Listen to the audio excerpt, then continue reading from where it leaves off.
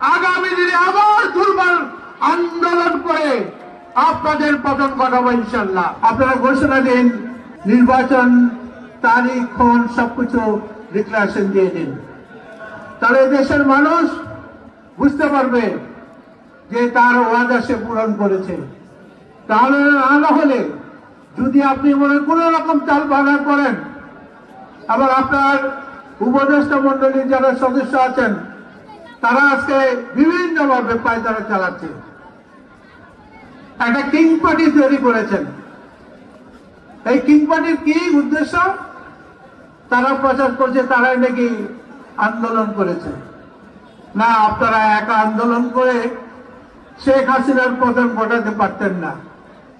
এই দেশের সাধারণ মানুষ, ছাত্র জনতা, শ্রমিক সবাই মাঠে নেমে এসেছিল।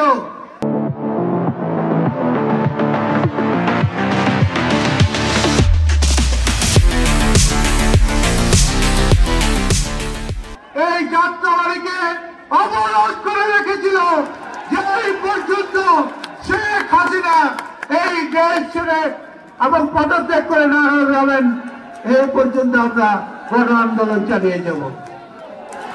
আজকে আমাদের নেতা তারেক রহমান বারবার একটা কথা বলছেন যে আমরা সুস্থ নির্বাচন চাই। আপনি নির্বাচনের তারিখ ঘোষণা করুন এবং অনতি বিলম্বে আপনি নির্বাচন দিয়ে আপনার দায়িত্ব থেকে আপনি অব্যাহতি নিন। এবং অনেক দেখা যায় আপনাদের অনেক উপদেষ্টা আছেন, অনেক বড় বড় কথা বলেন, তাদের কি অবস্থা ছিল? তারা কি আন্দোলন করেছে? আপনি বিভিন্ন ভাবে বিভিন্ন এনজিও লোকদেরকে এনে কমিটি গঠন করলেন। এখানে নির্বাচনের দিনক্ষণ তারিখ ঘোষণা করুন, তা না হলে তারেক রহমানের নির্দেশে আগামী দিনে আবার দুর্বল আন্দোলন করে আপনাদের পতন ঘটাবো ইনশাল্লাহ।